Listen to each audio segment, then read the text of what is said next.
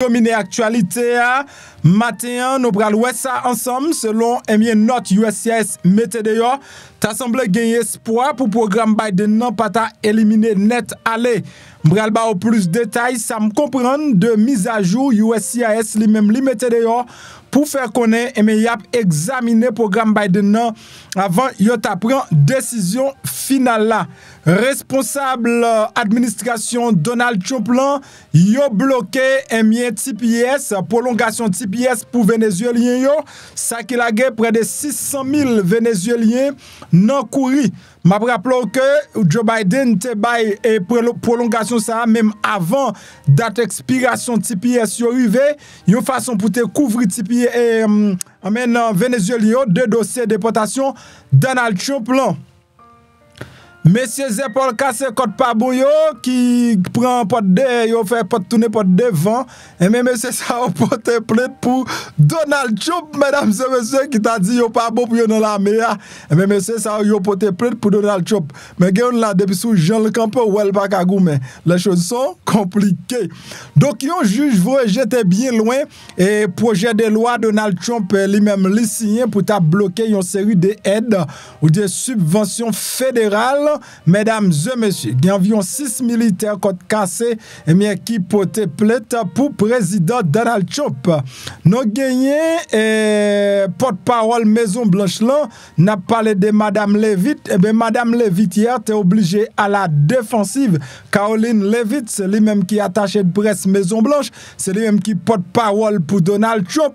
Mais mademoiselle ça, on dit mademoiselle tout jeune, quoi âgé de 27 l'année, ti moun sans maturité que Donald Trump prend mettre dans Maison Blanche pour parler avec pays t'es très en colère hier dans première sortie li il traite immigrants qui pas gen papier dans pays des criminels si vous regardez moun yo senti yo plus semble à criminel que immigrants yo franchement mesdames et messieurs pour faire nouvelle ces derniers temps avec moun raciste ça yo l'on regarde télévision sans tout taper un masse ou craser ça.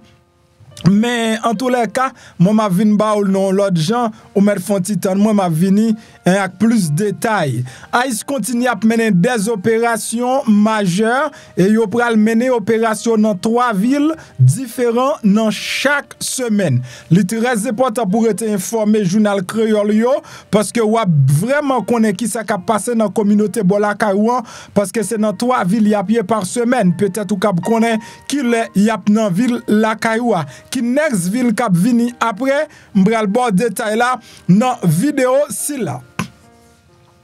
Dans la New York, yo mette son gros chef gang et train de Agua et chef gang ça dans l'année dernière, il était pris un gros amni aller frapper porte Kaimoun ouvrir Kaimoun rentrer et puis même fait santir tiba yo fait souvent en haïtien sacré kidnapping en pile dossier. Secrétaire DHS qui c'est Christine Noem, et bien madame nan dit et yo à peine commencé faire sacrer les déportations et lui-même li prétend li pral prend la rue là avec Gilel Soudol pour le marcher chercher immigrants qui pas gen papier dans pays. J.D. Vance qualifié prêtre catholique yo k'ap crier pour immigrants yo donc pas seulement prêtre catholique yo, li parler avec tout le monde l'église k'ap crier pour déportation yo, li dit c'est affaire offrande nous n'a régler c'est offrande nous et nous pral perdu, c'est ça que fait n'a crier. Yo arrêté une série de pasteurs donc qui t'a transporté 26 immigrants chinois illégal dans la cour Floride et puis la police continue à faire des recherches. Mesdames et messieurs, dans une minute m'a parlé ensemble avec voilà, Donald Trump demandé à 2 millions fonctionnaires fédéraux pour yo démissionner. 2 millions. Li mande pour yo démissionner puis la paye un petit cop pour quelques mois, s'il vous plaît, démissionner. 2 millions, ça veut dire 2 millions moun sa yo, si yo gen madame, ça veut dire 4 millions moun. Donald Trump pral lage son travail. Si yo gen madame on petite ou déjà ouais 6 millions moun, rapide k'ap lage son travail seulement pour employé fédéral. Et madame non, madame qui relève vite là, mais madame Levitt déclaré nous les immigrants depuis nous rentrer dans pays n'a pas de papier, nous c'est criminel et nous pas l'autre non. Bah ça fait toller. Faut que moi dire que première conférence de presse madame nan te fait t'es très chauffé. Si m'gen temps, oui, m'a fait un petit bagay la donne, mais après ça, nous pral balancer. Avant tout bagay, bon salut, bonjour, bonsoir à tous les amis, comment nous y est? Moi espère en forme, si nous regardé vidéo ça, nous là toujours. Nous dit papa bon Dieu qui est dans celle là, gros merci qui fait un cadeau, un jour en plus. Non pas, c'est MPH, zami mi le MP, ma belle Eleni MPP, l'autre boule sucre moi yo, toujours à chercher yo non pour yo bon moi. C'est tout un plaisir matin pour me passer pour me fournir non information sur à peine vini moi encourage pour abonner. Abonner a pas difficile non, cliquez sur bouton qui marque subscribe là, automatiquement ou cliquez sur bouton ça ou abonner la boyon cloche notification, cliquez sur cloche notification, retirez le sous personnalisé, mettez le sous tout comme ça à chaque fois montez vidéo ou cap joindre notification vidéo et puis pas oublier la gayon like en bas vidéo si là mesdames et messieurs brique chargé pas qu'à camper n'a avancé mesdames et messieurs parce que bagay en pile non mais nous mater. Pour tout détail, pour les gens qui continuent à demander mon numéro business là, mesdames et messieurs, voyez un texte message pour moi. Et pas l'autre moyen pour gagner liberté financière, c'est un business power. Et business power là, il y a des gens qui rentrent dans le business, ils n'ont pas fait succès aujourd'hui à le courir. Non, donc faut ou patient. Bay business là temps, bay public là temps, bay audience là temps pour connaître qui mounouye. Pour yo connaître qui mounouye. C'est pas du jour au lendemain yo connaît moi-même moi c'est figure communauté masculine dans dossier information. Ou ka fait chaud mais dans bas information yo connaît c'est moi-même qui figure communauté masculine. Donc même prend pile temps pour ça depuis 2012 là. Ça fait 13 l'année depuis ma bas information sur YouTube 13. Ouais, patience. Et ouais, qui l'en connaît, mais qui l'en connaît. Si m'te kouyou, pas d'abgeta connaît. Si vous besoin faire business, ou besoin réussir dans business, premier bagage la relé patience. En pile nan nous pas investir en rien pour nous faire business. Mais si vous voulez réussir ou vous business, il faut faire investissement. Mesdames et messieurs, pour vous business, minimum, vous avez besoin 15, 20, 30, 40 000 $. Mais business, ça, ou pas besoin en pile cob. Ou pas besoin en pile cob 250 à 500 $ ouvrir un business. Et c'est pas perdre ou perdre comme ça, yo bon produit pour vendre pour lui. Produit yo bon yo c'est yo me consommer moi-même. Et ça fait que même si me pas fait sport, me pas jamais perdu poids parce que me voulais kembe énergie à taille. Donc vous texte message pour moi, dit MP moi intéressé avec business là faire coach lan relim. Sauf si vous gen kob prêt pour ouvrir business. Parce que pas faire moun parlant pile ici dans 2025 nous yé. Moi non chita sur TikTok, sur Facebook, pendant que tout grand moun, si moun dans pays blanc a régler combien de millions de dollars la fait dans année. Non même non chita, chérie, et de pour connecter dans vie, de pour connecter dans soit connecter dans vie, sou connecter dans vouli pas pour cob, sou connecter dans vie, en fait nèg seulement la régler madame. La geton dim.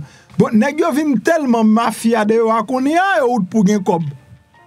On est à tout grand moun après grand bagay pour mettre cob dans poche. Non mais moi lien règle bagay pour mettre cob dans poche les femmes haïtiennes qui rentrent dans pays moun nous chita règle cause femme garçon seulement. Bon m'don bagay. Ça ou yé dans vie ou c'est de ça ou parler de tous les jours. C'est de ça ou penser ou c'est résultat ça ou dit ak ça ou fait chaque jour. That's it timoun. Résultat, ça ou pensez à ça ou fait chaque jour, c'est ça ou y. Prends 3 mois, pensez à succès, pensez à l'argent, pensez à réussite. On lui chita n'a parlé de femmes à garçon, toute journée femmes à garçon, toute journée femmes à garçon, toute journée femmes à garçon, n'a plein petit sans papa non mais nous. Parce que c'est des femmes à garçon seulement n'a parlé, moi me viens dire non, ouvre business nous. Ouvre business nous. Vont texte message moi dans téléphone ça dit MP et faire coach à me m'a finalement décidé. Et là gon rêve faut mettre point fort décider. Ou pas chita parler. M'a répété encore même j'aime te dit hier après-midi, sou pas de attendel ou attendel. Moun qui toujours a demander mi conseil. Ou en vie ça, si ou attend pour yo poter pour c'est si gain ou joindre. Si ou attend c'est poter pour yo poter ba ou koto chita, c'est si gain ou joindre. Si ou besoin joindre dans vie ça, lever al sous table là, prend assiette tout, fait plateau. Pas de personne qui a fait rien pour. Son façon pour me dire, pas de personne qui a fait rien pour. Moun a fait bagay pour elle fin fait tout ça pour le faire pour tête li, s'il pas gagné pour le faire pour tête encore la font bagay pour. Mais si ou même ou besoin bagay dans vous dégage man, fais ça in right now. Bon, mesdames et messieurs, d'après ça m'a regardé USAID là, ça sont l'autre énergie matin monsieur. L'huile prospérité a de gajo prendre ti moun et on pas parler de lui encore parce que comment dire couvrim. Comment dire couvrim, on pas penser en prospérité, moi en prospérité. Et moun captain shipment yo, pas oublier, c'est pas gros bouteille tant que gros verre juste à mettre devant pour me rafraîchir mémoire non. Mais c'est de l'huile spirituelle yo. Et faut que moi dire c'est rare haïtien que te connaît gen l'huile prospérité. Gen l'huile fertilité, gen l'huile guérison qui fait exactement pour guérison m'a vinn avec. Et je pense que m'a prend quelques l'huile guérison mais l'huile guérison, il y a tout marché avec l'huile, bien, onction. L'huile onction Élysée. OK? L'huile guérison, il y a tout marché avec l'huile onction Élysée. Donc, moun m'a fait venture d'abord avant de venir avec yo. Avant de faire ouvrir pour moi, m'a fait venture d'abord. Donc, sous besoin yo, m'a mette semaine ça, m'a rangé pour mettre package là disponible ou même qui besoin l'huile guérison avec l'huile onction Élysée. Donc, c'est quasiment de l'huile qui est très efficace et qui a même efficacité quasiment. Donc, ou capable prendre. Mais pour maintenant, nous avons l'huile prospérité avec fertilité et l'huile de purification ou bien l'huile des envoûtements. L'huile de purification, bien l'huile de désenvoûtement, l'huile ça c'est purifier. Donc tout ça qui pas bon négativement, retirer vieille énergie négative. Ou comme ça belle, lorsqu'on commence à utiliser l'huile ça, c'est gens ou a commencé à faire belle rêve dans dormi. Ça est belle ba net, belle rêve dans dormi. Ou même qui te qu'on a couru devant mauvais esprit dans dormi, automatiquement on commence à utiliser l'huile de désenvoûtement ou a commencé à faire belle rêve dans dormi. Et bah a fait magie derrière, bagay ça au fini. Dio bagay ça au fini avec l'huile de désenvoûtement. Nèg a fait magie derrière pour pas réussir, pour pas passer, pas gen ça du tout. Ça fini. C'est garder moun qui garde yo là où y a gado et puis yo pas ka attaquer. OK, yo fait pour ça même. L'huile de désenvoûtement et l'huile de prospérité à lui-même la attirer prospérité à sous. Ouais ça n'a pas là nous même capitaliser pour quoi parce qu'on gain pour être consort regarder ou bénédiction a venir par contre côté yo sorti. Moi me parle en connaissance de cause, me pas faire vente, me dou expérience me vécu. En tous les cas, pour gagner yo, gen zèle, téléphone ou sous vidéo à ces zèle lié ou ka fait zèle la donne et puis l'offre fin fait zèle la voyer adresse ou ban moins et puis date set par WhatsApp. Ça veut dire ka fait zèle la donne et pour toi ajouter le sur WhatsApp, ou voyer adresse au complet, ou voyer nom et puis date set. Si zèle la pas sous nom, toujours dit moi c'est intel zèle moi c'est sous nom intel li vini pour me connaître parce que si me pas ouais zèle ou sous nom, m'pa ka faire shipment là. C'est très très important. Après ça, gardez dans la description vidéo ou après website là. On allez mesdames et messieurs, donc t'assemblé. Moi bien dit, t'assemblé. Et faut que moi dis ou pas de gain ça avant non. C'est yel vini. Yel vini pendant que nous connaît pas de gain secrétaire DHS pour qu'on gagne. Alors, Madame Noé m'a peine paraître, t'as semblé gen ti possibilité pour programme Biden non, yo ta poko tou yel, gen espoir toujours, c'est ça me dit. Moi bien dit, t'as semblé gen espoir toujours, selon Jean, équipe ennemi qui vini pour craser immigrants yo parler là, parce que moun sa ou pas jamais dit rien qui plus ou moins positif. Là yo dit on bagay c'est craser briser yo dit mais si on dit un petit bagay qui semble gen sens gen espoir. Donc t'as semblé gen espoir toujours pour programme Biden non selon analyse yo selon ça yo joine après yo fin fait examination yo pour que yo ta prend une décision. Donc c'est-à-dire administration Trump lan t'assemblée capable d'utiliser programme Biden nan, m'dit assemblée parce que m'pa ka di ou la fait. Mais Jean poste là, li ba espoir. Gen espoir parce que dernière semaine yo, le que ou aller dans dossier I-134A ou pas jouer rien du tout. Yo di page ça li disparaît complètement et pas gen aucun update. Donc yo pas malgré Donald Trump mande camper yo, mais yo pas dit yo camper yo dit yo pause yo. Donc ça veut dire gagner stop ou bien révoquer, c'est mot ça yo qu'on utilisait, révoquer complètement ou bien stop. Mais dans le programme Biden nan, yo pas utilisé mot révoquer complètement, yo pas utilisé mot que yo stop li complètement, mais mesdames et messieurs, mais c'est yo dit que yo pose li et puis yo dit en attendant. Yo dit à cause de executive order et 20 janvier 2025 là, donc qui c'est Securing Our Borders, USCIS posé acceptation I-134A. Online request to be a supporter and declaration of financial support. Donc, à cause de executive order Donald Trump signé pour capable mettre l'ordre dans frontière là, USCIS font poser I-134A qui c'est façon pour capable venir yon supporter online et pour financer yon moun. L'autre phrase qui baille espoir ou bien un petit morceau phrase qui baille espoir dit until we review, attendez bien, jusqu'à ce que nous révisions toute catégorie parole. OK? Toute catégorie parole qu'a fait yo respecte norme yo.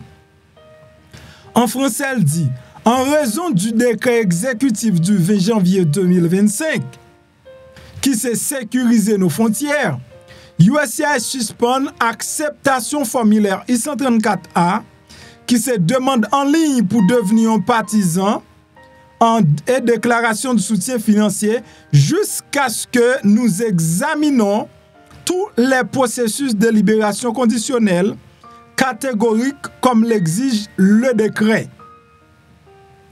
OK, donc yo pral réviser parole, programme parole humanitaire. Donc plus ou moins bagay yo commencé fait antigen administratif parce que yo commencé montrer donc c'est pas seulement venir en gros pont y écrasé brisé mais ça mérite par ses yeux, faut passer yeux sous yo tout normalement au gouvernement pas ta apparaître comme ça là arrache ou non mon c'est racher couper écraser briser mettre du feu.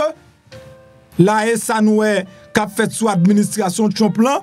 Donc depuis yo tire sous nous n'a mettre du feu, nous et du feu a mettre et bien yo dit y a révisé yo en attendant yo pas recevoir I-134A parce que y a révisé yo. So y a révisé, c'est après révision ou bien examination, c'est après ça nous pral connaître est-ce que y a bail chance avec programme nan continuer ou du moins est-ce que y a pas bail chance pour continuer. Donc dans révision nous déjà connaît un paquet d'applications qui est en fait, ça veut dire y a révisé yo également moun qui t'est appliqué yo, y a révisé yo, y a révisé moun qui t'est appliqué, y a révisé moun qui rentré et puis y a révisé est-ce que parole là li respecter norme yo et puis pour yo quitter le marché ou bien pas quitter le marché. Donc, ça qu'arrive, yo dit, yo campé net tout, mais ça qu'arrive, yo dit, ok, nous, gon dossier le patron Kapaka, nous voulons le Kapaka. Bien que le déjà Kapaka, ça veut dire le Kapaka déjà. Donc, yo quitté un petit espace tout petit pour que yo capable analyser et parole là. Je pense que ça a son petit soulagement quand même pour des gens qui n'ont programme parole humanitaire, qui capable continuer à garder la foi, garder espoir. Si vous jouez une parole là, li pas illégal, totalement illégal, Donc, yo te ka continuer ensemble avec lui.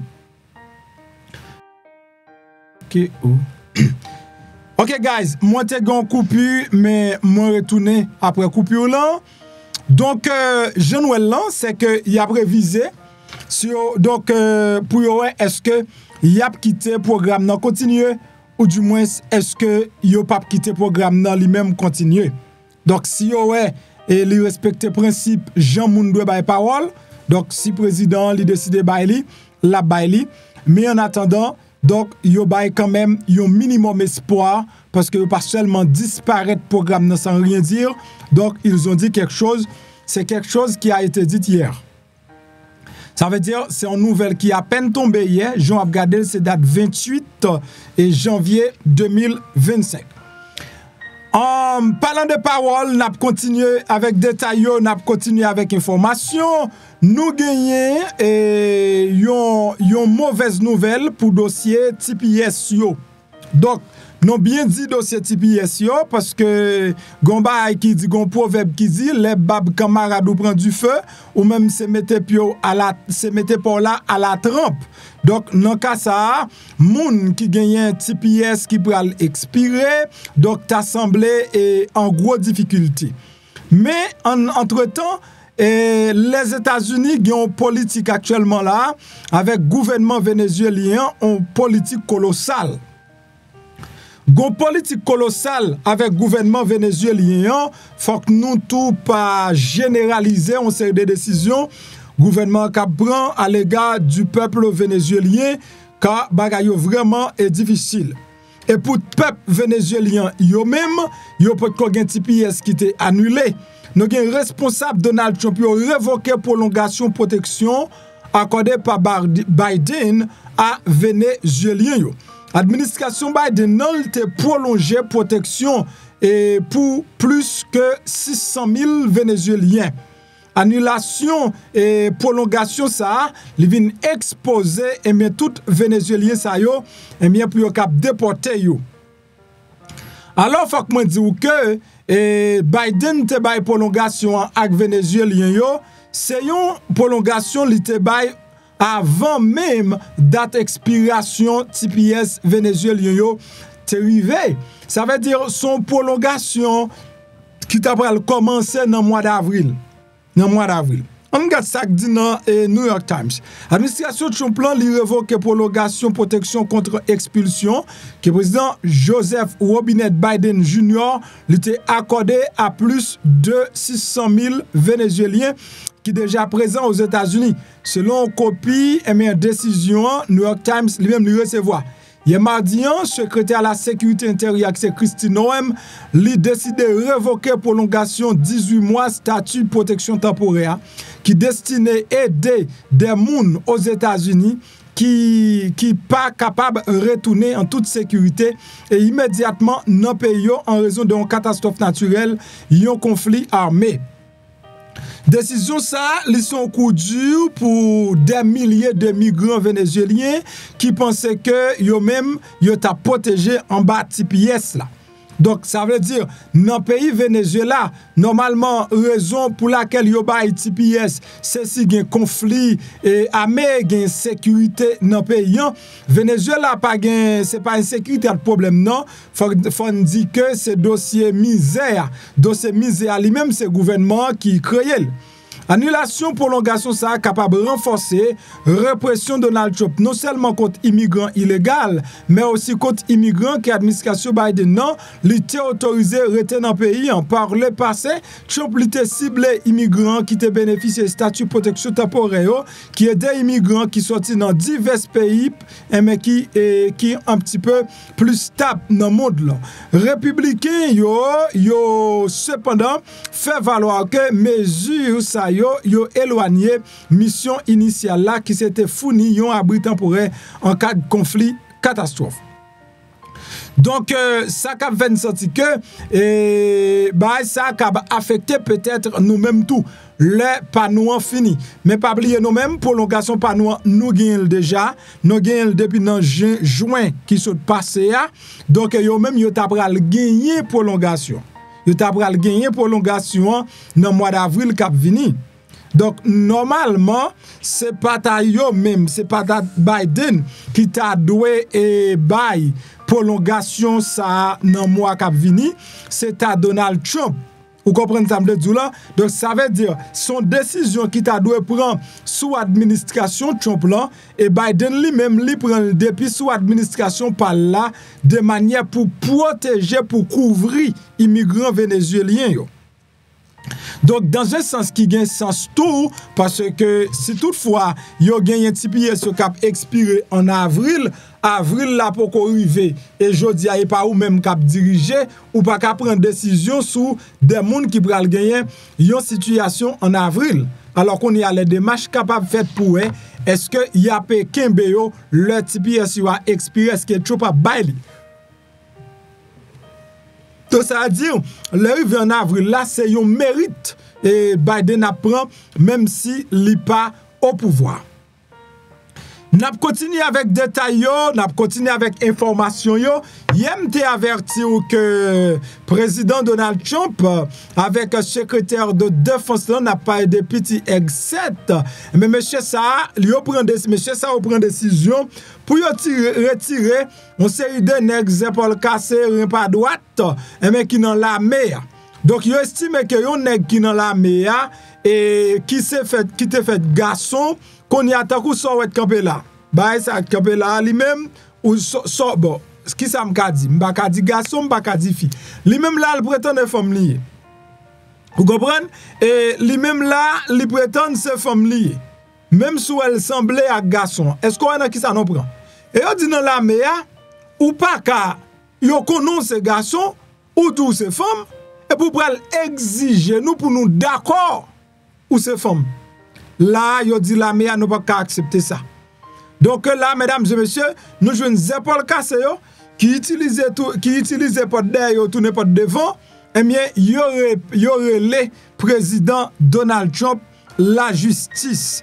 Et ce n'était pas un décret pour les Américains étrangers que l'administration Trump prévoit réduire, mais protection anti-discrimination qui était mise en place dans l'administration Biden avant dernière élection. Président Trump lui fait des identités des gens un point central campagne et en pile démocrate pensait que c'était une stratégie qui était pour aider le gagner.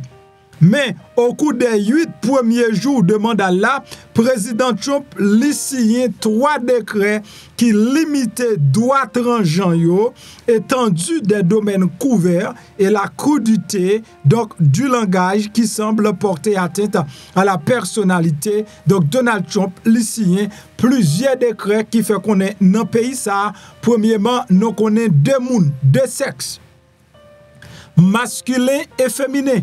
Et l'autre décret qui fait qu'on est dans le pays ça, ou pas qu'à dans la mer si toutefois pas qu'on sorye. Au moins dans la mer, il faut qu'on ait sorye. Monsieur dit pas qu'à corriger bon Dieu. OK? Donc, nous pas qu'à corriger bon Dieu. So, eh bien, mesdames et messieurs, gagné plusieurs messieurs là yo porté plainte, m'kwa c'est au nombre de 6 qui porté plainte pour président Donald Trump qui dit pour yo capable éliminer décret ça. Mais parmi tout décret, toute plainte qui porté, ça me garantit ou donc ça a pas marché. C'est au nombre de 6 militaires qui contestaient décret ça que Donald Trump lui-même lui prend concernant transgenres yo. Donc il y a 6 membres transgenres dans la MEA qui poursuivent l'administration de Trump en justice à cause de un décret exécutif concernant les troupes transgenres. Fox même baili bien belle. Les dit plainte là était déposé par 6 militaires en service actif et 2 personnes qui souhaitaient rentrer dans la MEA. Lundi, président Trump a signé un décret qui stipule que adoption yon entité de transgenre li incompatible avec sexe individu. Mesdames et messieurs, incompatible avec sexe individu qui peut affirmation que yon homme selon affirmation ou son femme li exige que moun respecte ça, mensonge ça, nous pas capable accepter. Nous pas capable d'accepter. Dans le cas ça, Donald Trump est mandé moun qui s'étranger mettez yo dehors et pas prend yo. Monsieur, yo relé administration la justice. Ma parle que gen gros décret Donald Trump te prend tout pour geler bien tout bien moun yo, pour geler pas bien disons, pour geler bien aide, on série de aide fédérale, yon juge bien bonnet obligé camper camper bagay ça rapide parce que Donald Trump voulait retirer une série de aides fédérales. Mesdames et messieurs, juge qui campait là, relé Lauren Alicon, qui c'est juge qui bloquait subvention fédérale Donald Trump là. Juge district américain Lauren Alicon li temporairement suspend hier mardi un projet président Donald Trump pour geler subvention avec prêt fédéral et juste avant l'y rentrer en vigueur. Donc, dossier gelé prêt ça et gelé subvention ça, c'est hier même vers 5 heures dans l'après-midi, décret a rentré en vigueur et puis juge là bien rapide, li mettait yon stop sous décret ça. Gel subvention il était annoncé lundi par Matthew Drew qui est directeur intérim bureau de la gestion et du budget. Objectif c'était mettre un thème à financement public des causes qui ne correspondent pas au programme de Trump. Des causes qui ne correspondent pas au programme de Trump. Donald Trump lui-même li gagné et projet PAL et Jean a gardé Jean équipe Donald Trump là lui-même li fonctionner. Donc ça li bail en pile que cassé le bail li montre que Donald Trump pour contre lui. C'est ça que dur. Donald Trump pour contre lui, li pas gon décision le prend gon moun qui ba le conseil. On dirait que son président qui a fonctionné sans conseiller et franchement, m'pas quoi tête Donald Trump droite. Là m'pas dit l'enjouette non, m'sérieux. M'pas arrêter quoi tête président droite. M'arrêter quoi que président gon problème mental. Problème mental là et li gon problème mental.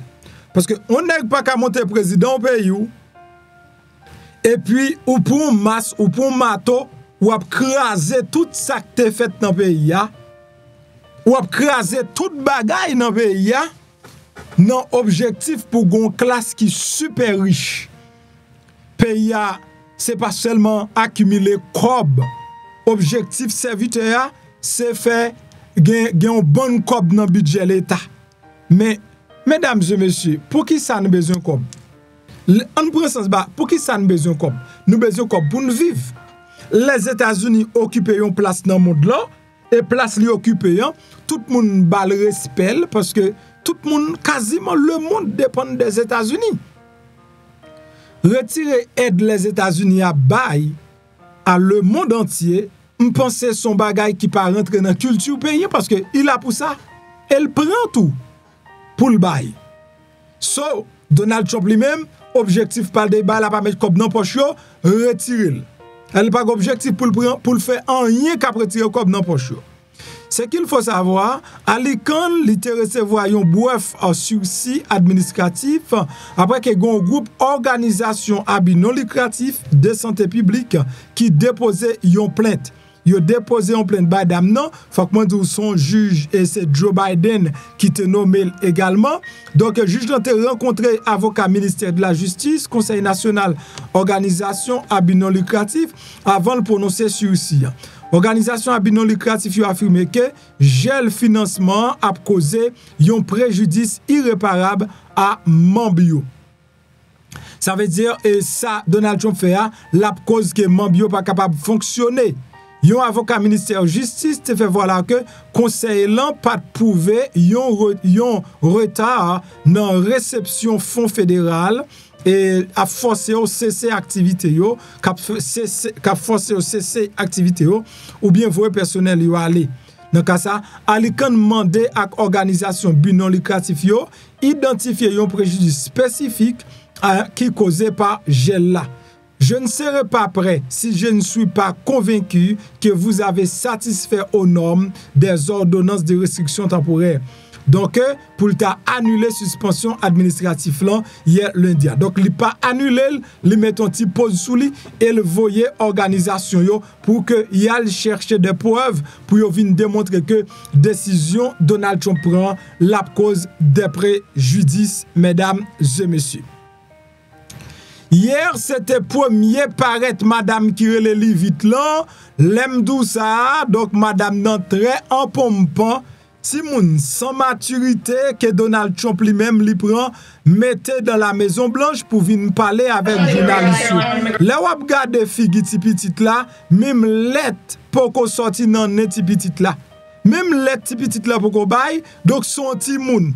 A dit ki gon, a dit la Maison Blanche gen problème. Donc son ti moun figi l marqué sans maturité, li répète n'importe bêtise. Excusez-moi, avec bouche li, m'tap di fay bec li, mais m'préfère dire avec bouche li, parce que de bagarre ou moun sorti nan bouche li ou pas moun. Bon, ou pas moun. Maison Blanche m'kap di c'est quasiment moun ou pas moun.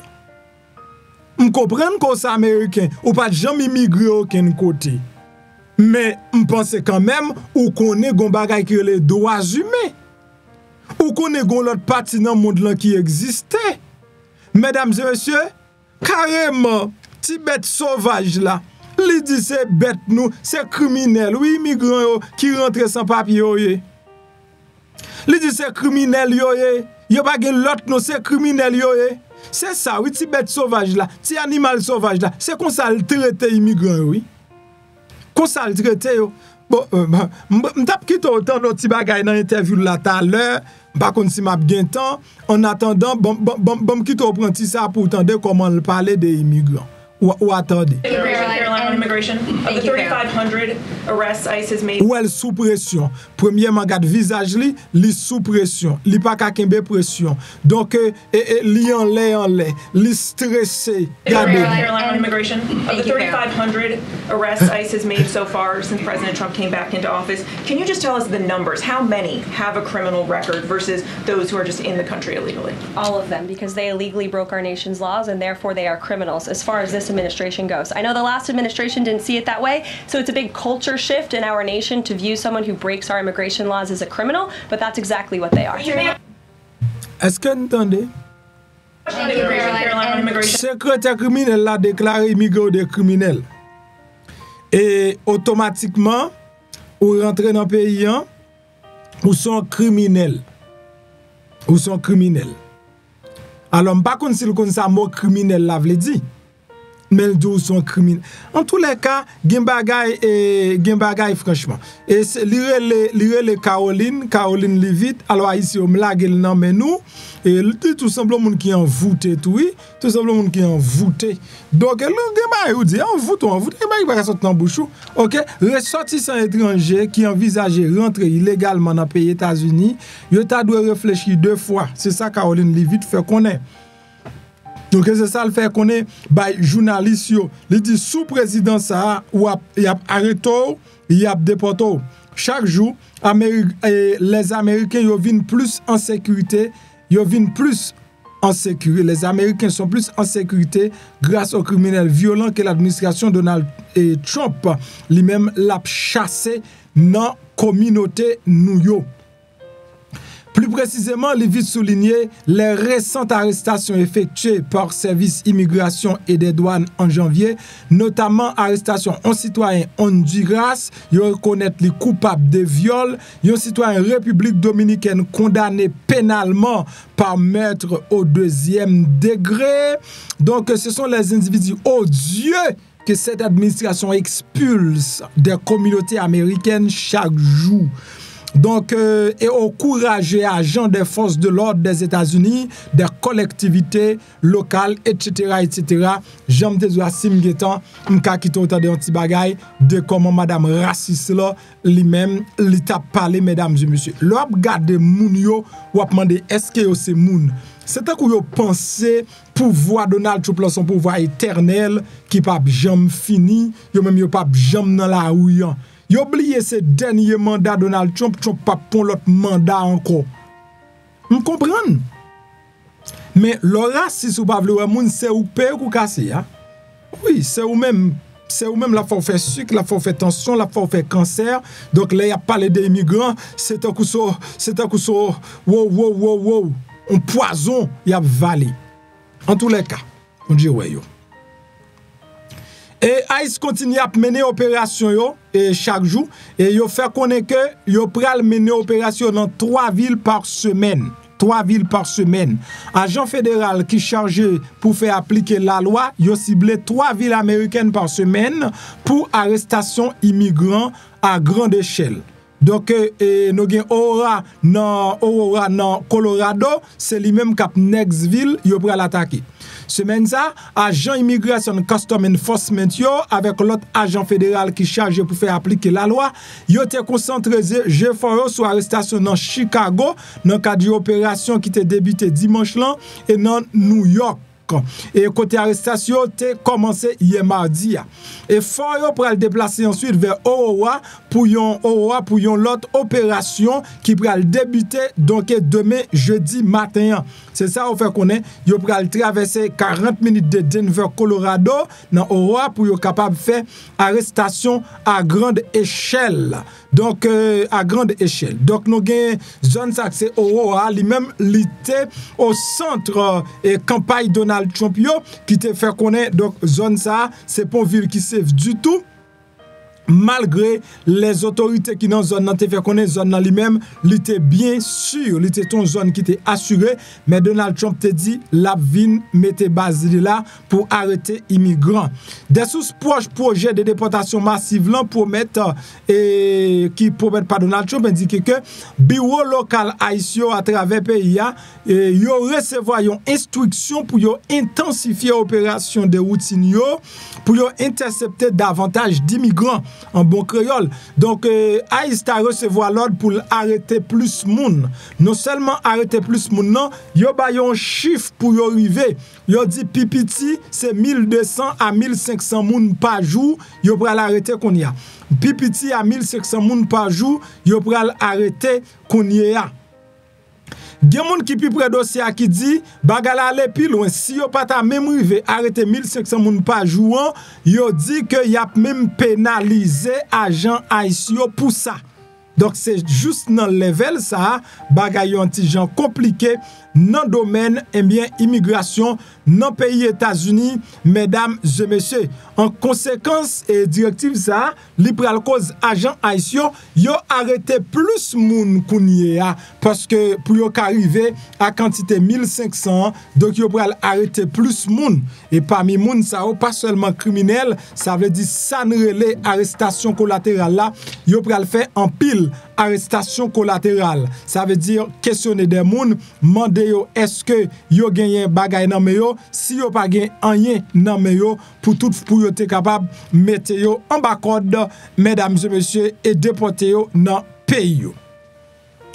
Et comme Donald Trump nous connaît son craser ça briser ça lié li offri 2 millions li offri 2 millions moun pour yo demain démissionner. Yem te bon nouvelle fou en pile moun pense et ces bagay moun fou m'a parlé gen moun qui te même dit MPH et pas répéter bagay ça parce que même si t'attendais dans bouche moun pas répéter heureusement c'est pas dans bouche moun que m'tande li c'est nouvelle la même temps dans bouche Donald Trump qui répète la bouche li qui dit que le pral déporter bien une série de prisonniers américains la déporter prisonniers américains ça yo li pral voir dans quelques autres pays pour recevoir yo pour li la paye en grab diamond parce que dépenser trop comme Américain dans objectif dans but pour capable conserver l'argent la déporter propre Américain à le mettre en prison dans l'autre pays pour y aller faire expérience dans l'autre pays tout parce que lui-même objectif li pas dépenser comme c'est aimer mettre comme dans caisse l'état c'est job Donald Trump ça donc l'oublier si moun dans prison c'est toujours moun si moun nan gen famille on moun qui dans prison gen famille qui venir tout le temps ou doit déporter ou pral mettre l'autre côté. Donc, en tous les cas, Donald Trump voulait faire toute ça, sur peut-être de secrétaire là, c'est pas grave net, mesdames et messieurs. Donc, président Donald Trump, administration là, il a offert 2 millions employés fédéraux. Il a demandé 2 millions employés fédéraux pour être la caillou, pour révoquer tête. Oui, il a demandé 2 millions employés fédéraux révoquer tête nous. Révoquer tête nous. Et puis, n'a payé nous un petit salaire pour un nombre de mois. On me garde bien. Administration Trump là, li offre fonctionnaire fédéral yo possibilité pour yo prendre une démission différée. Ça signifie que il a accepté de démissionner qu'on y a, mais il a payé jusqu'à mois de septembre. OK? Il a accepté, il a payé un petit bagage jusqu'à mois de septembre. Il y a un responsable d'administration déclaré que il attend à ce que 5 à 10% de fonctionnaires fédéraux démissionné. Ça selon yo même capable d'entraîner des économies environ 100 milliards de dollars. Bon, on prend ça, mes amis. Ou mandez 2 millions de monde pour yo démissionner pour économiser comme. OK? Démissionner et puis pour économiser comme. Moun c'est pas fait pour yo vivre yo même. Yo pas fait pour yo vivre. Moun vini yo e. Yo pas vivre dans pays. Yo pas gen bouche. Yo pas gon famille. En tous les cas, m'espère que le président li check médecin et puis le check conseiller. Tout employé fédéral à temps plein, yo éligible à exception des membres de l'armée, des employés de service postal américain et des postes liés à l'application des lois sur l'immigration et à la sécurité nationale et d'autres emplois exclus par les agences. Et contribuables américains ont payé salaire à employés gouvernement fédéral et qui yo mérité que employés travaillent pour eux-mêmes. Donc nous vraiment loin. Yo pensé que les gens moun ap travail la kayou pas travail. Moi-même moi t'ai ap travail la ka moi, m'te travail plus dur. Donc discipliné quand même, très discipliné en ce sens ça. Depuis elle fait 6 heures et du matin, me lever, manger, me baigner, à 7 heures mettre radio sous moi et puis 8 heures pour me commencer travail. Moi dans bureau me là pour 6 heures de l'après-midi, comme ça me fonctionne. Depuis 8 heures me fait dans bureau, me là pour 6 heures après-midi. M'a sorti mon petit bagay et là yo ban moi 30 minutes break, moi 30 minutes break là, là me gon 10 minutes break, 10 minutes break, on 30 minutes break. Pour c'est me gagne 1 heure de temps, me gagne 1 heure de temps break et puis me gagne 10 minutes break. OK, 1 heure de temps pour me faire pour me prendre lunch et puis 10 minutes pour me reposer. Mais me fait toute journée m'a travail, sérieusement. De vous mettre un système pour mon travail, même si la qualité la travail, ou mettre un système cap suivre mon nan. Donc, si moun n'a pas connecté ou elle pas connecté, si moun n'a connecté ou elle connecté, yo paye la quantité l'elle connecté. Hein? Donc, that's it. Eh bien, Donald Trump prêt pour le revo, pour le demander 2 millions d'employés ret la caillou. Et non arrestation qui a fait dans New York, yo arrivé arrêter un gros chef de gang Trinidad. Trinidad, et nous connaissons, c'est un gang vénézuélien qui a fait la pluie et le beau temps dans toute États-Unis. Yon chef violent dans Trinidad, il a cherché pour effraction tristement célèbre et filmé à Aurora, dans Colorado. Donc, il arrivé à arrêter monsieur hier mardi. Il a arrêté monsieur dans New York, dans un building. Bien bonheur, vers 2 heures du matin. Monsieur relé Anderson Zombrano Pacheco. Monsieur qui seulement 25 l'année sous tête li, ou après image li pi ba. Donc, yote, eh bien, al barre building non, depuis bien bonheur dans matin, et puis yo prend monsieur en dans building non, météo. Donc, monsieur lui-même gan pile et accusation sous dol, même moun qui rivé, eh bien, a fait, et Tizak, monsieur a fait dans le pays d'Haïti, Tizak la mort sans joie, kidnapping, monsieur son kidnappeur également.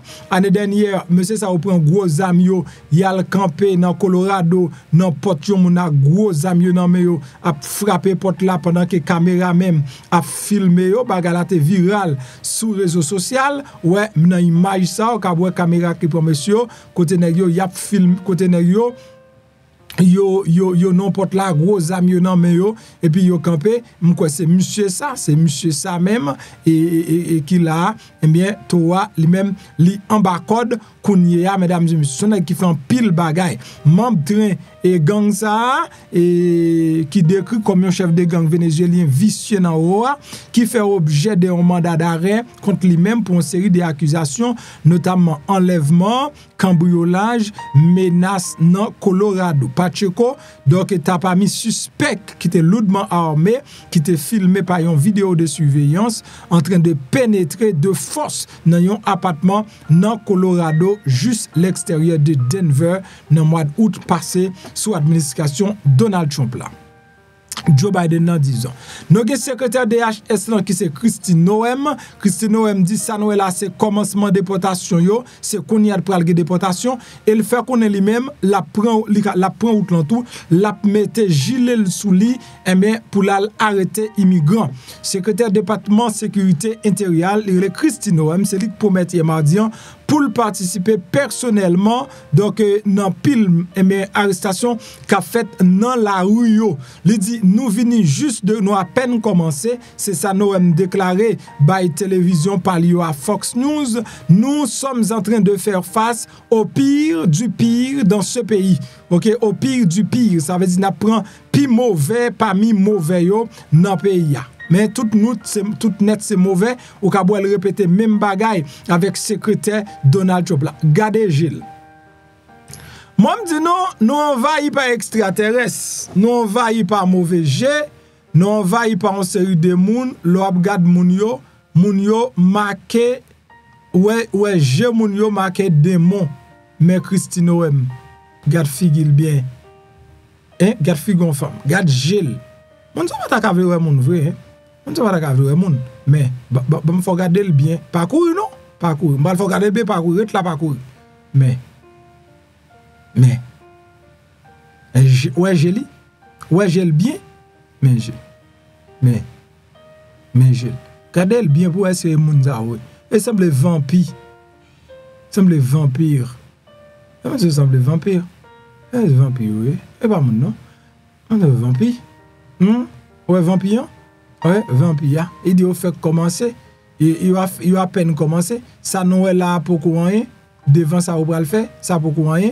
Il dit au fait carré déporter moun. Bol dit lui-même la prend la rue. Il va dans déportation tout. Il va l'arrêter immigrant dans le pays. Donc toute équipe de Donald Trump là, il y a un seul mot.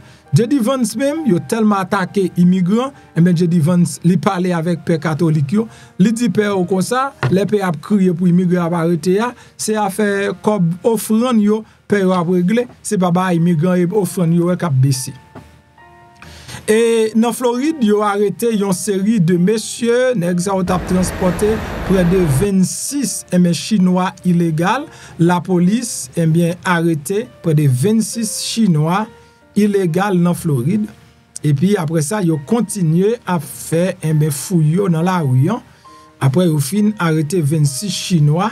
Si vous après ça m'a regardé là, c'est comme ça qu'on a fouillé messieurs, mesdames et messieurs. Donc c'est non, la prend yo bon, le ça c'est 26 Chinois qui paraît dans bateau et puis après yo parti avec. Donc là, yo pral dans prison ensemble avec yo bien sûr, après mettre yo by ICE. Il a fouillé yo bien fouillé. Yo mettre yo by ICE. Chargé. OK? Ouais.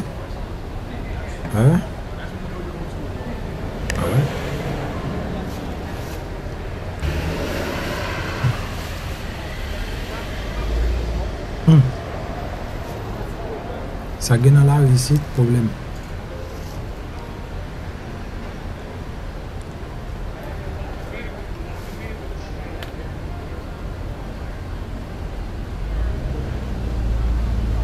Ouais. Voilà.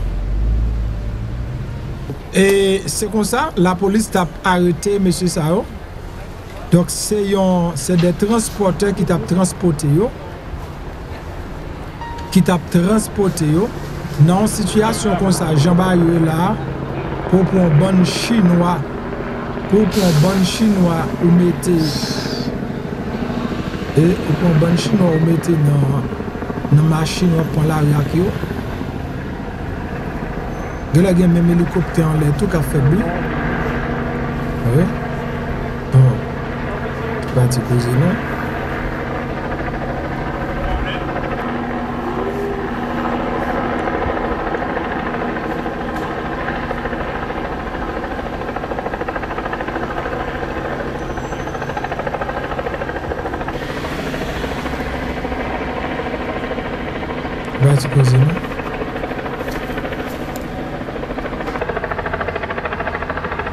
OK. US Custom and Border. OK. Voilà.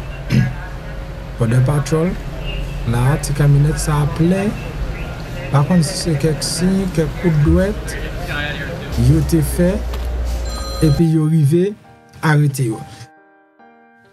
Ils ont arrivé à arrêter. Voilà, donc c'est comme ça, ça t'est passé, et bien ça, regarde là, c'est dans et Floride, ça passé.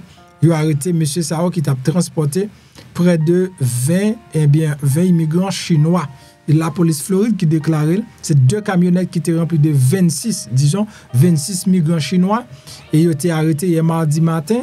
Et 2 passeurs présumés étaient arrêtés également, d'après sa fonction digitale reportée. Incident ça a été arrivé dans Coral et Gables, une ville qui est tout près Miami. Et t'es venu une semaine après un groupe de 30 migrants dans camionnette également donc appréhendé. Ça veut dire il est assemblé, il a déplacé dans ville en l'autre.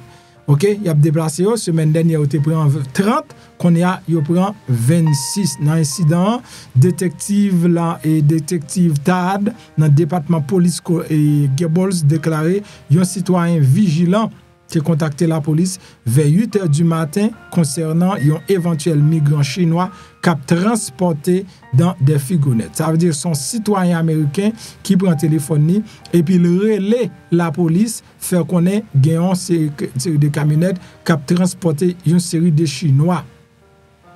Ils étaient venus sur place et puis ils étaient capables de localiser deux fourgons et des contrôles routiers étaient effectués donc sous chaque fourgon et ils te permettent d'identifier un total de 26 personnes qui étaient rassemblés donc qui étaient semblés avec des migrants chinois. Ils ont déclaré que occupant camionnette y un mélange d'hommes et de femmes. Les 2 passeurs présumés donc c'est des hommes.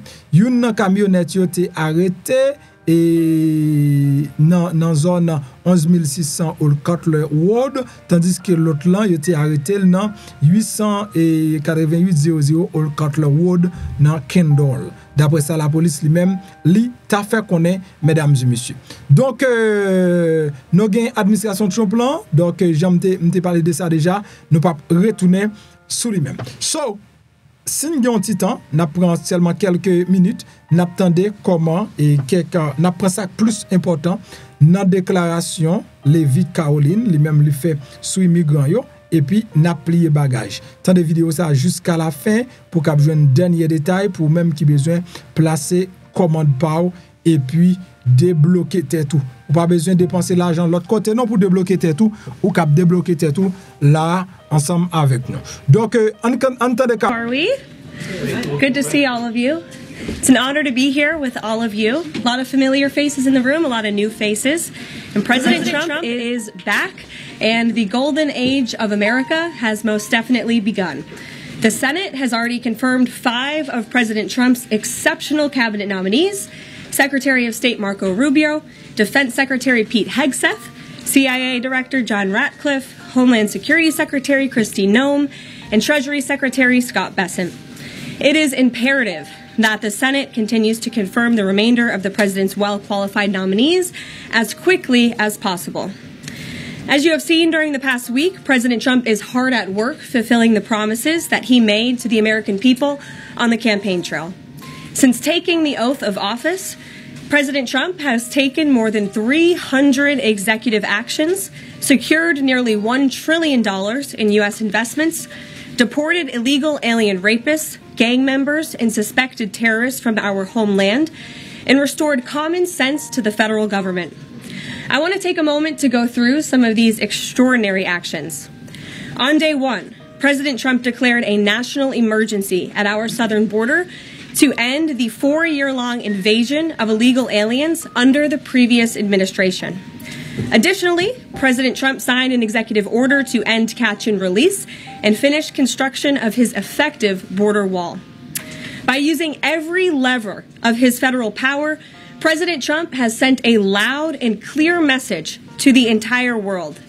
America will no longer tolerate illegal immigration.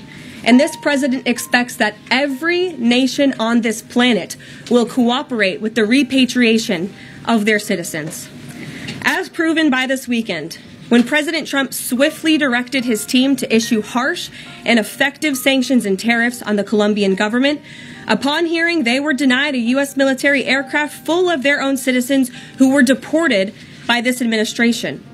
Within hours, the Colombian government agreed to all of President Trump's demands, proving America is once again respected on the world stage. So, to foreign nationals who are thinking about trying to illegally enter the United States, think again. Under this president, you will be detained and you will be deported. Every day, Americans are safer because of the violent criminals that President Trump's administration is removing from our communities. On January 23rd, ICE New York arrested a Turkish national for entry without inspection who is a known or suspected terrorist. On January 23rd, ICE San Francisco arrested a citizen of Mexico unlawfully present in the United States who has been convicted of continuous sexual abuse of a child aged 14 years or younger. ICE St. Paul has arrested a citizen of Honduras who was convicted of fourth-degree criminal sexual conduct with a minor. ICE Buffalo arrested a citizen of Ecuador who has been convicted of rape. ICE Boston arrested a citizen of the Dominican Republic who has a criminal conviction for second-degree murder.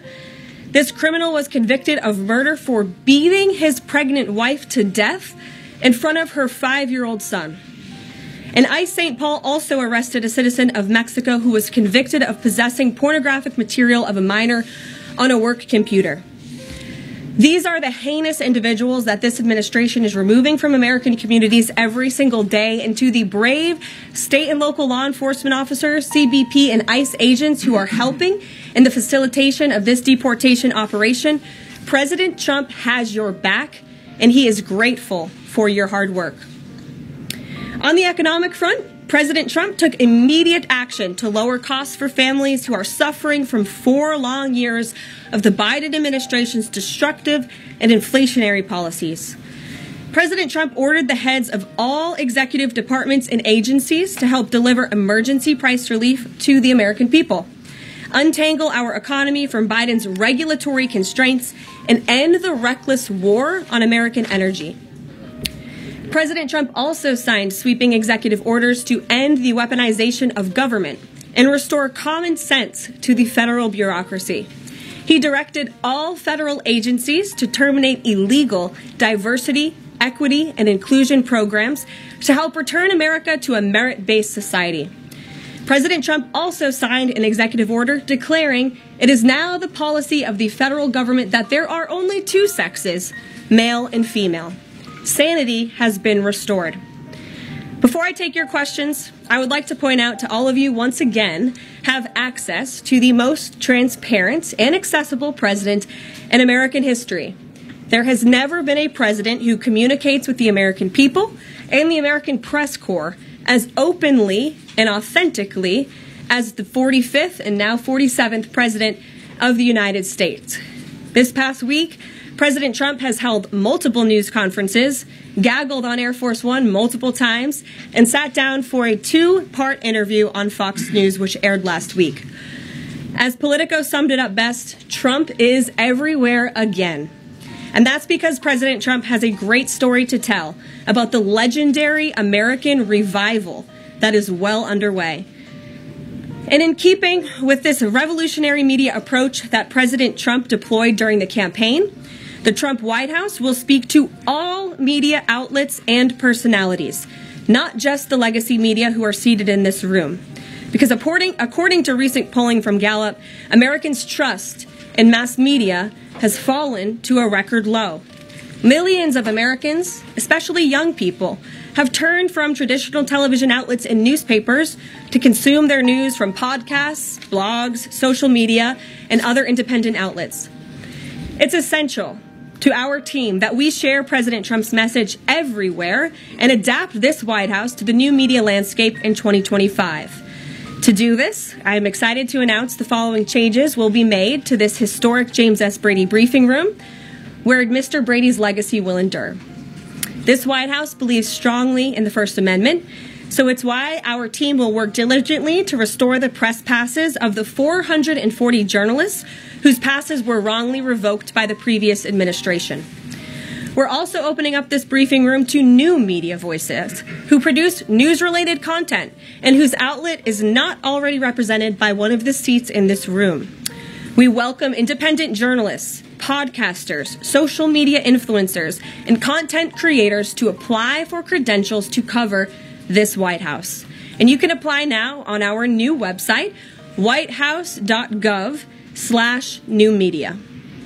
Starting today, this seat in the front of the room, which is usually occupied by the press secretary's staff, will be called the new media seat. My team will review the applications and give credentials to new media applicants who meet our criteria and pass United States Secret Service requirements to enter the White House complex. So in light of these announcements, our first questions for today's briefing will go to these new media members whose outlets, despite being some of the most viewed news websites in the country, have not been given seats in this room. And before I turn to questions, I do have news directly from the President of the United States that was just shared with me in the Oval Office. From President Trump directly, an update on the New Jersey drones.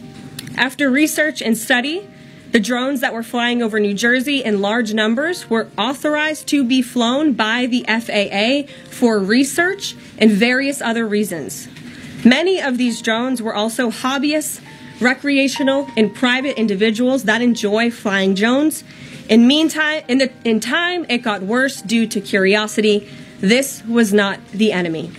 A statement from the President of the United States to start this briefing with some news. And with that, I will turn it over to questions. And we will begin with our new media members, Mike Allen from Axios, Matt Boyle from Breitbart. Mike, why don't you go ahead? Thank you very much. Caroline, does the president see anything fishy about DeepSeek, either its origins or its cost? And could China's ability to make these models quicker, cheaper, affect our thinking about expanding generation data centers, chip manufacturing? Sure. The president was asked about DeepSeek last night on Air Force One when he gaggled for, I think, the third or fourth time throughout the weekend with members of the traveling press corps.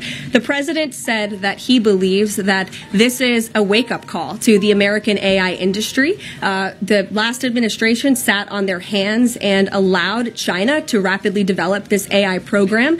And so President Trump believes in restoring American AI dominance. And that's why he took very strong executive action this past week to sign executive orders to roll back some of the onerous regulations on the AI industry. And President Trump has also proudly appointed the first AI and crypto czar at this White House, David Sachs, whom I spoke with yesterday, very knowledgeable on this subject, and his team is here working every single day to ensure American AI dominance.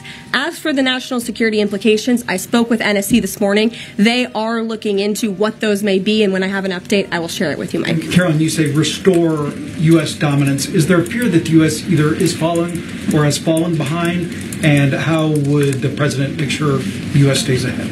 No, the president is confident that we will restore American dominance in AI. Yeah, so Caroline, first off, thank you to you and President Trump for actually giving voices to new media outlets that represent millions and millions of Americans. The thing I would add, I've got a two-part question for you. The first is just can you expand upon what steps the White House is going to take to bring more voices, not less, which is what our founder, Andrew Breitbart, believed in, into this room where they rightly belong? Yeah.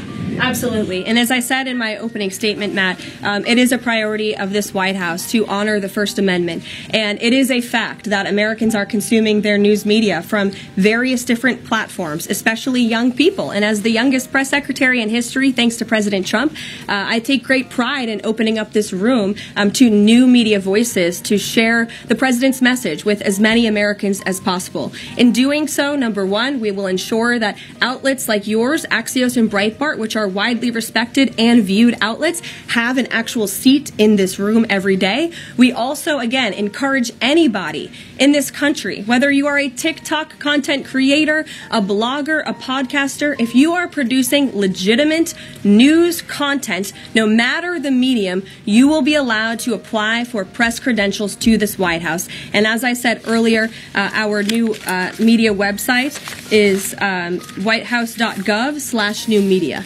And so we encourage people to apply. Again, as long as you are creating news-related content of the day and you're a legitimate independent journalist, you're welcome to cover this White House. And secondly, Caroline, you said you laid out several of the actions that President Trump has taken. That obviously it's a stark contrast to the previous administration of breakneck speed from President Trump. Can we expect that pace to continue as the first 100 days moves along here and beyond that?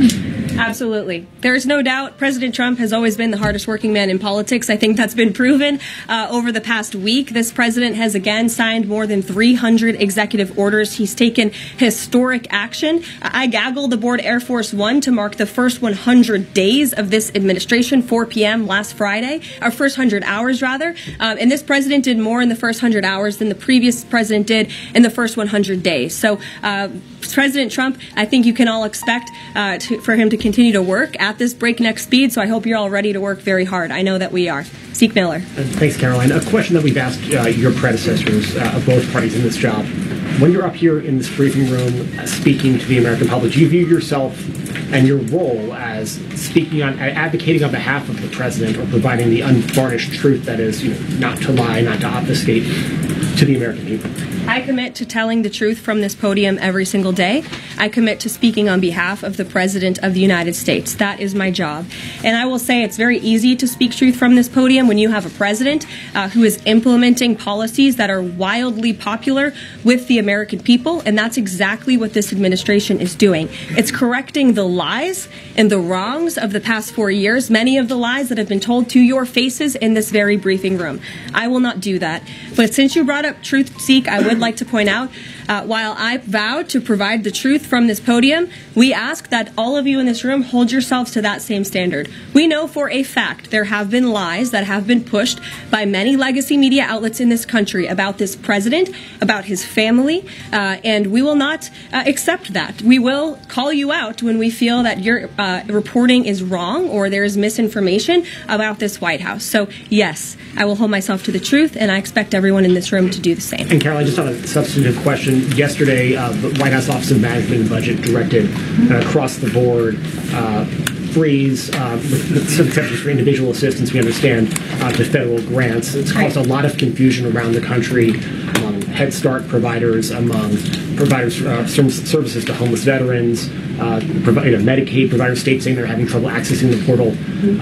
Could you help us clear up some of the confusion, Yes. give some certainty to folks? And also, is that uncertainty, how does that uncertainty service the president's voters? Well, I think there's only uncertainty in this room amongst the media. There's no uncertainty in this building. So let me provide the certainty and the clarity that all of you need. This is not a blanket pause on federal assistance and grant programs from the Trump administration. Individual assistance, that includes, I'm not naming everything that's included, but just to give you a few examples, Social Security benefits, Medicare benefits, food stamps, welfare benefits, assistance that is going directly to individuals will not be impacted by this pause. And I want to make that very clear to any Americans who are watching at home who may be a little bit confused about some of the media reporting. This administration, if you are receiving individual assistance from the federal government, you will still continue to receive that. However, it is the responsibility of this president and this administration to be good stewards of taxpayer dollars. That is something that President Trump campaigned on. That's why he has launched DOGE, the Department of Government Efficiency, who is working alongside OMB. And that's why OMB sent out this memo last night, because the president signed an executive order directing OMB to do just this. And the reason for this is to ensure that every penny that is going out the door is not conflicting with the executive orders and actions that this president has taken. So what does this pause mean? It means no more funding for illegal DEI programs. It means no more funding for the Green New scam that has cost American taxpayers tens of billions of dollars. It means no more funding for transgenderism and wokeness across our federal bureaucracy and agencies. No more funding for Green New Deal social engineering policies. Again, people who are receiving individual assistance, you will continue to receive that. And President Trump is looking out for you by issuing this pause because he is being good steward of your taxpayer dollars. Thanks, Caroline. Sure. How long is this pause going to last, and how is the Trump administration recommending that organizations that rely on federal funding make payroll, pay their rent in the meantime? It is a temporary pause, and the Office of Management and Budget is reviewing the federal funding that has been going out the door. Again, not for individual assistance, but for all of these other programs that I mentioned. I also spoke with the incoming director of OMB this morning, and he told me to tell all of you that the line to his office is open for other federal government agencies across the board, and if they feel that programs are necessary and in line with the president's agenda, then the Office of Management and Budget will review those policies. I think this is a very responsible measure. Again, the past 4 years, we've seen the Biden administration spend money like drunken sailors. It's a big reason we've had an inflation crisis in this country, and it's incumbent upon this administration to make sure, again, that every penny is being accounted for honestly. Why impose this pause with so little notice? Why not give organizations more time to plan for the fact that they are about to lose, in some cases, really crucial federal funding, at least for a period of time? There was notice. It was the executive order that the president signed. There's also a freeze on hiring, as you know, a regulatory freeze, and there's also a freeze on foreign aid. And this is, again, incredibly important to ensure that this administration is taking into consideration how hard the American people are working. And their tax dollars actually matter to this administration. You know, just during this pause, DOGE and OMB have actually found that there was $37 million that was about to go out the door to the World Health Organization, which is an organization, as you all know, that President Trump, with the swipe of his pen in that executive order, is no longer wants the United States to be a part of. So that wouldn't be in line with the president's agenda. DOGE and OMB also found that there was about to be 50 million taxpayer dollars that went out the door to fund condoms in Gaza. That is a preposterous waste of taxpayer money. So that's what this pause is focused on, being good stewards of tax dollars. And so this doesn't affect Meals on Wheels or Head Start or disaster aid? Again, it does not affect individual assistance that's going to Americans. To follow up on Nancy, do you think there will be a list of who is affected and how much money is affected? How will these contractors and organizations know if they are actually having their funding frozen? And then secondly, if you're willing, can you just clarify, is the end goal of this to essentially challenge Congress or to prove that the president can withhold federal funding? In other words, is this an attempt to pick a fight to prove that he can do this? No, absolutely not. As it says right here in the memo, which I have, and I'd encourage all of you to read it, it says the American people elected President Trump to be the president of the United States and gave him a mandate to increase the impact of every federal dollar. This memo requires federal agencies to identify and review all federal financial assistance programs and supporting activities consistent with the president's policies and requirements. The American people gave President Trump an overwhelming mandate on November 5th, and he's just trying to ensure that the tax money going out the door in this very bankrupt city actually aligns with the will and the priorities of the American people. So will there be a line? Yes. Welcome. You look great. You're doing a great job. You talked about transparency, and some of us in this room know how just transparent President Trump has been the last 5 or 6 years. I think you'll do the same. My question is, do you think this latest incident with the president of Colombia is indicative of the global, powerful respect they have for President Trump moving forward, not only to engage in economic diplomacy with these countries, but also world peace? Absolutely. I'll echo the answer that the president gave on Air Force One last night when he was asked a very similar question by one of your colleagues in the media. This signifies peace through strength is back. And this president will not tolerate illegal immigration into America's interior. And he expects every nation on this planet, again, to cooperate with the repatriation of their citizens who illegally entered into our country and broke America's laws. Won't be tolerated. And as you saw, the Colombian government quickly folded and agreed to all of President Trump's demands. Flights are underway once again. Two questions on deportations, if I may. President Trump had said on the campaign trail that he would deport pro-Hamas students who are here on visas. And on his first day in office, he signed an executive order that said, quote, the U.S. must ensure that admitted aliens and aliens otherwise already present in the U.S. do not bear hostile attitudes towards the citizens, culture, government, institutions, or founding principles. So should we take this executive order as Trump saying he would be open to deporting those students who are here on visas but, hold pro-Hamas sympathies? The president is open to deporting individuals who have broken our nation's immigration laws. So if they are here illegally, then certainly he is open to deporting them. And that's what this administration is hard at work at doing. We receive data from DHS and from ICE every single day. From what we hear on the ground, ICE agents are feeling incredibly empowered right now because they actually have a leader in this building who is supporting them in doing their jobs that they were hired to do, which is to detain, arrest, and deport illegal criminals who have invaded our nation's borders over the past 4 years. That's what the president is committed to seeing. Peter. Very quickly, just following up on the question on immigration first. President Trump, during the course of the campaign in 2024, said the following about illegal immigration. He said, they're going back home where they belong, and we start with the criminals. There are many, many criminals. NBC News has learned that ICE arrested 1,179 undocumented immigrants on Sunday, but nearly half of them, 566 of the migrants, appear to have no prior criminal record besides entering the country illegally. Is the president still focused exclusively, which is a civil crime, it's not criminal?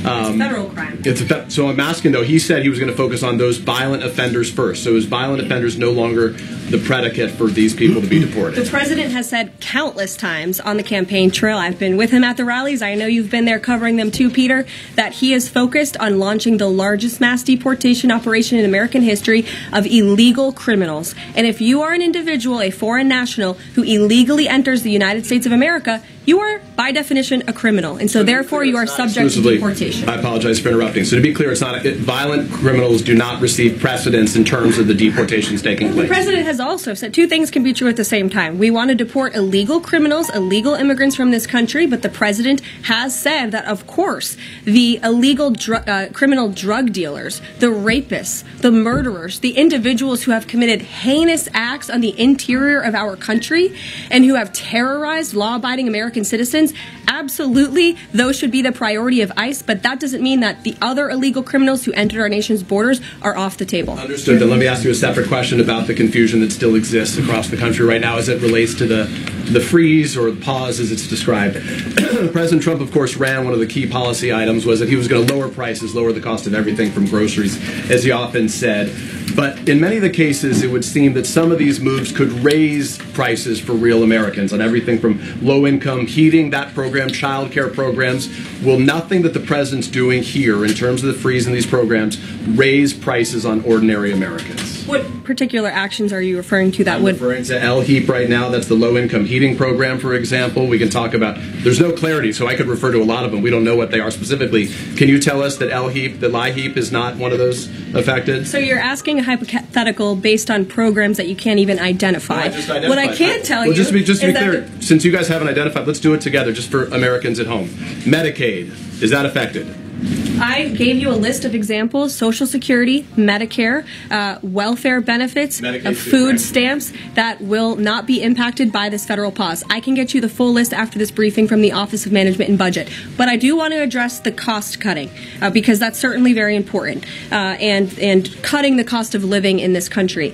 President Trump has taken historic action over the past week to do that. He actually signed a memorandum to deliver emergency price relief for American families, which took a number of actions. I can walk you through those. He also repealed many onerous Biden administration regulations. We know over the past 4 years, American households has been essentially taxed $55,000 in regulations from the previous administration. President Trump, with the swipe of his pen, rescinded those, which will ultimately put more money back in the pockets of the American people. So deregulation is a big deal. And then when it comes to energy, I mean, the president signed an executive order to declare a national energy emergency here at home, which is going to make America energy dominant. We know that energy is one of the #1 drivers of inflation, and so that's why the president wants to increase our energy supply to bring down costs for Americans. The Trump energy boom is incoming, and Americans can expect that. Please share that out. Thank you.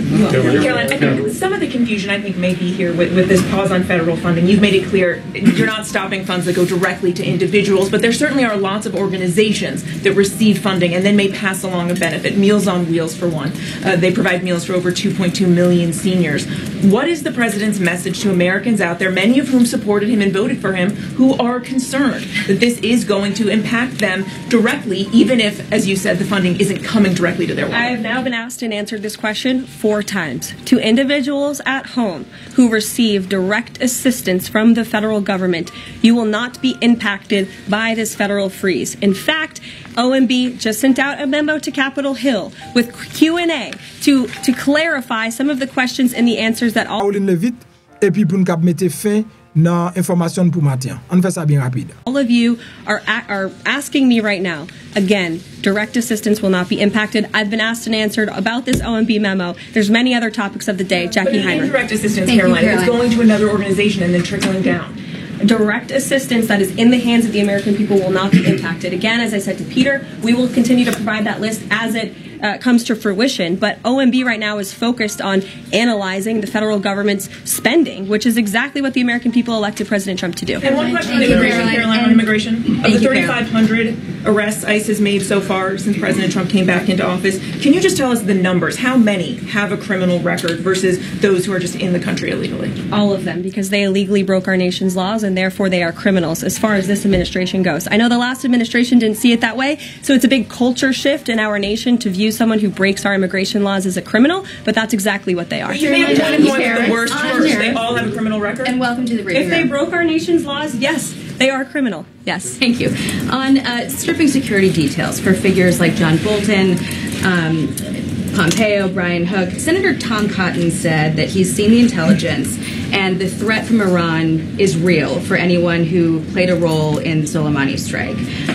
He voiced concern it wouldn't just impact those individuals, but potentially their family, innocent bystanders, friends, anyone who's near them when they're out in public. Is the president open to reconsidering his decision? The president was asked and answered this yesterday, and he was firm in his decision despite some of the comments that you had referenced. And he's made it very clear that he does not believe American taxpayers should fund security details for individuals who have served in the government for the rest of their lives. And there's nothing stopping these individuals that you mentioned from obtaining private security. That's where the president stands on it. I have no updates on that. Is there any concern that this decision might jeopardize the administration's ability to hire the best advisors for these kinds of positions in the future? No, in fact, I've talked to the Presidential Personnel Office, who has told me directly that there is such an influx of resumes for this administration that it's incredibly overwhelming. There is no lack of talent for the Trump administration. Reagan, would he take any responsibility if anything happened to these people? Would he feel at all that his decision was a factor in that? The president was asked and answered this yesterday. I defer you to his comments. Caroline. Reagan, since you're in the back row, I hear you. The back row hasn't gotten much attention in the last 4 years, so I'm happy to answer your question. And I can project. Does the president intend to permanently cut off funding to NGOs that are bringing illegal foreign nationals to the country, such as Catholic Charities? I am actually quite certain that the president signed an executive order that did just that, and I can point you to that. One more, Caroline.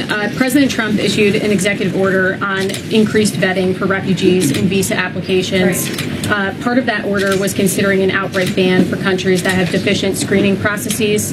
Has the president considered yet which countries might fall into this category? Are countries like Afghanistan or Syria under consideration for a full ban? Yeah, so the president signed an executive order to streamline the vetting for visa applicants and for illegal immigrants in this country who are coming, of course, from other nations. It also directed the Secretary of State to review the process and make sure that other countries around the world are being completely transparent with our nation and the individuals that they are sending here. And so the Secretary of State has been directed to report back to the president. I haven't seen that report yet. We've only been here for a few days. One on the freeze in federal funding. Who advised the president on the legality of telling government agencies that they don't have to spend money that was already appropriated by Congress? Well, as the OMB memo states, this is certainly within the confines of the law. So White House counsel's office believes that this is within the president's power to do it, and therefore he's doing it. Okay, so they disagree with lawmakers who say that they don't have the power to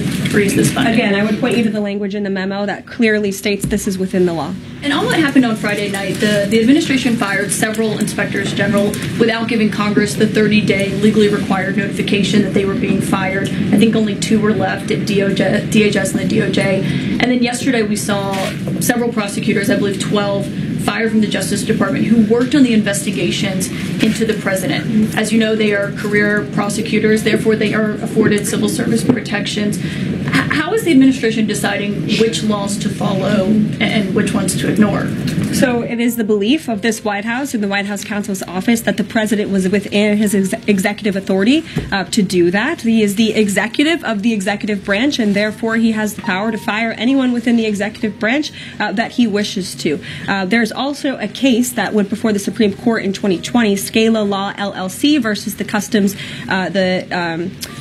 Bureau Protection. I would advise you to look at that case, and that's the legality that this White House was resting on. So you're confident that if they bring lawsuits against you, the prosecutors who were fired, that they will succeed? We will win in court. And did he personally direct this, given they worked on the classified documents investigation and the election interference investigation? This was a memo that went out by the Presidential Personnel Office, and the president is the leader of this White House. So yes. Yes. Caroline. Caroline? Thank you. Congrats on your first day behind the podium. Thank you. President Trump ended funding for UNRWA and also designated the Houthis a foreign terrorist organization. That's right. Both were decisions that the previous administration had reversed. So here's my question. Will there be an investigation into who gave the previous administration this terrible advice? Well, that's a very good point. I haven't heard discussions about such an investigation, but it wouldn't be a bad idea considering that the Houthis certainly are terrorists.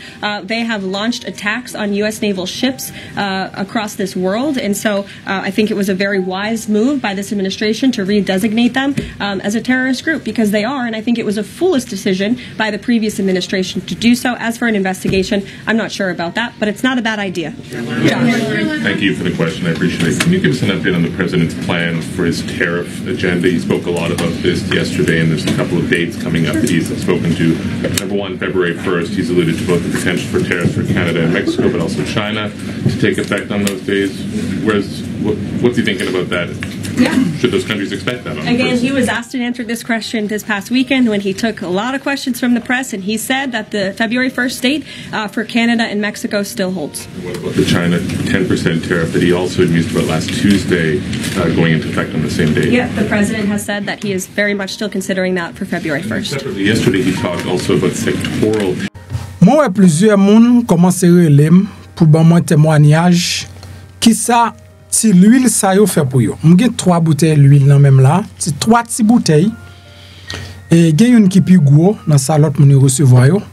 Qui c'est une, c'est l'huile de désenvoûtement ou bien l'huile de purification à base d'hysope. Une c'est l'huile de prospérité hein, et l'autre là c'est l'huile de fertilité. Toi l'huile ça ressorti en Israël. Qui côté me joindre yo, comment me faire joindre yo? Au conseil fait me audace pour me présenter l'huile ça. Et d'abord me prendre pile risque pour me faire ça. Parce que nous sommes protestants. Et en tant que protestants, on connaît que comment nous n'en soulier nous, gon paquet de bagaille nous prend pour diable. C'est déjà son liberté me te prend pour me te présenter non l'huile ça. Moi j'ai plus que 2 ans depuis m'a servi avec l'huile ça. Et j'ai plusieurs autres bagailles qui sortent en Israël me dit nous ça. Qui côté me joindre? C'est parce que guys, m'était toujours à travail. Oui, m'était toujours à travail. M'gen doit faire 6 mois de travail, mais après 6 mois, faut que moi perde travail là pour me tourner à zéro. Business moi doit marcher pendant 7 mois pour année, faut gon l'autre 5 mois qui pour manger tout petit ça m'était fait. M'gen doit bien marcher là dans mois ça, l'autre mois c'est moun qui pour prêter m'cop pour me terminer moi, ça me fait pas que temps fini. L'em senti ma bout à mode de vie tomber lever ça, que m'pa ka utile tête moi rien malgré m'tap travail. Moi tomber prier. Moi acheter livre, Moins li. Bon, comme moi pas grand rien pour me faire encore, moi tomber dans préparer ministère. Moi al fait un jeûne pendant 21 jours. Pendant mal fait jeûne pendant 21 jours. Et puis, fin fait 21 jours, me senti en dedans me dit me senti l'esprit qui en dame nan dim, c'est pour qu'on 21 jours, premier 21 jours ça, c'est pas pour me délivrer. Et même pour premier 21 jours, me te fait pour la plénitude du Saint-Esprit. L'homme fin fait premier 21 jours, me parti dans deuxième 21 jours.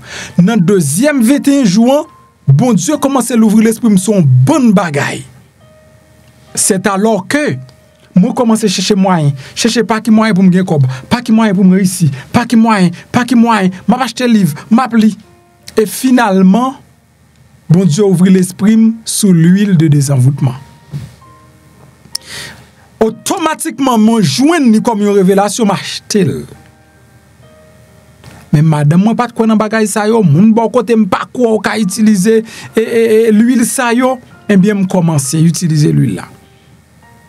M'pa bon menti. M'pa bon aucun menti. Bon Dieu m'a servi à l'attendem. Dans premier mois yo nan bénéfice dans business moi te qu'on a fait $1,000 bénéfice, 1,000 combien dollars?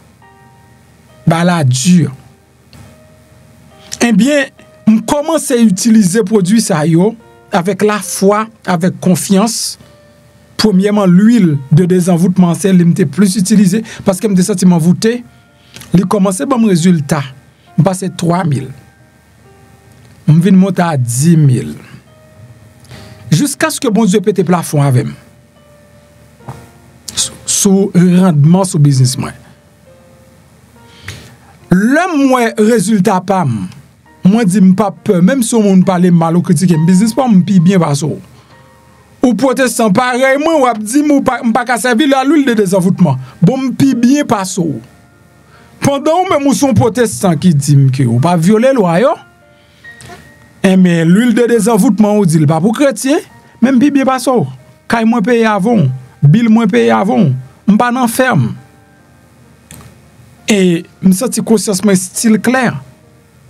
Moi dit m'a prend risque, m'a dit ou s'ouvre, ou senti ou à bout ak misère, ou à bout tout, ou senti ou envoûté, gon bagay qui bloque l'esprit ou use yo. Moi me prend exactement dans ligne spirituelle là parce que me songe dans Somme 51 et David a dit laver avec l'hysope. L'aime joindre l'huile salma que c'est à hysope yo fait me dit me prendre. L'aime fin prend prospérité à use li tout. Après prospérité, on commence à use fidèle et on commence à use mais sacré fertilité. Prospérité ali même c'est à quoi BMB avec chaque jour m'oblige c'est à quoi chaque jour m'gon bouteille parce que depuis le fini, il pas dans biome, il pas dans machine moins, sous descend dans machine on m'gon bouteille. Dans biome on va m'gon bouteille. Là caïman on va m'gon bouteille parce que côté m'passé, m'gen ti prospérité ma avec. M'pa bon menti m'prospérer. Oui, me prospérer.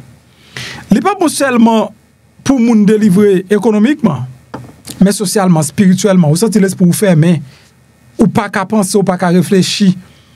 Tout ça, ou ba des résultats. C'est ça que fait me dire, je prends un risque là. Et depuis, bon Dieu, bon, mon révélation pour me faire un bagage, me fait. Je ne pas vendre l'huile de désenvoûtement. Je ne conseiller moun. Le moi, ou pas qu'on côté pour joindre ni. Et bien, me dit, moun yo, voyez yo pour moi pas stock. Et puis, yo voyez yo. Et puis, l'autre monde qui commence à use yo, commence à bam de très bons résultats, bon témoignage. Soit utiliser l'huile de désenvoûtement et prospérité, et fertilité, et là, bon résultat, tout plus, vous voice pour moi. Parce que moi, j'ai un ami qui dit là, il n'est pas capable d'utiliser comme tout, il n'est pas capable de comme tout. Et automatiquement, il commence à utiliser l'huile là, je dis, il commence à construire Kaili. M'a quitté notre de voix ça et puis son témoignage me voulais partager avec vous. Je voulais partager cette expérience ça avec vous pour connaître que c'est pas un fab, c'est pas un show. C'est pas juste un business. Mais il y a un résultat derrière produit ça. Alors pas qu'on ça fait un résultat. Pas qu'on ça fait ça. Mais moi je n'en pile résultat. Merci beaucoup.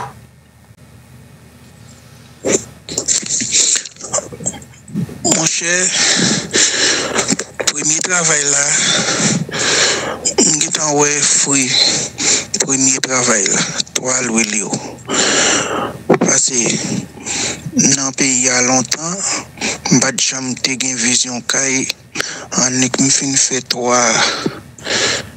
ben yo me fin fait tout ça me fait yo qu'on y a la messe dans sol kay mi là ta lay bloc me le poser dit que et on travail qui fait un gros travail qui fait c'est à félicitations AMD pile cob on va régler bon Dieu pour nous tout nous pas qu'on nous pas monde qui ka al kay boko et nan bon Dieu nous toujours quoi et ça fait me plus happy acheter bon on sent il fait gros travail moi il fait gros effet. Information c'est pi gros âme qui existe. Si vous vivez ou pas informé, autant qu'on machine qui marche la nuit sans lumière. Informé c'est une, mais bien informé c'est un l'autre.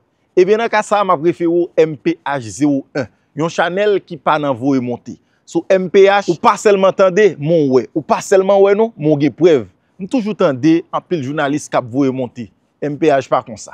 Eh bien, ou jeune beau channel là oui, abonnez kounya, invitez en faire ça, activez la cloche notification pour qu'à toujours été informé. Et ça belle là, sous une question ou qu'à poser le commentaire et puis après répond nous dans une vidéo pour porter réponse avec question te posée.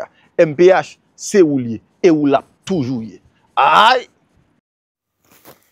Pendant que vous regardez la vidéo, regardez à droite, vous voyez un bouton qui est en noir qui marque souscribir mais ça c'est espagnol. Si c'est en anglais, il marqué subscribe. Si c'est en français, il marqué s'abonner. Cliquez sur le bouton ça. Là, on finit cliquer sur lui, ou après une petite cloche bon côté. Cliquez sur cette cloche là tout. Sur cette cloche là, ou après abonner automatiquement le passe sous première option. Ou après flèche là sous deuxième option. Retirez flèche là sous deuxième option, mettez-le sur première option que c'est tout. Ça veut dire chaque fois monter une vidéo, ou joindre une notification. Et puis pas oublier, là, on like en bas vidéo ça.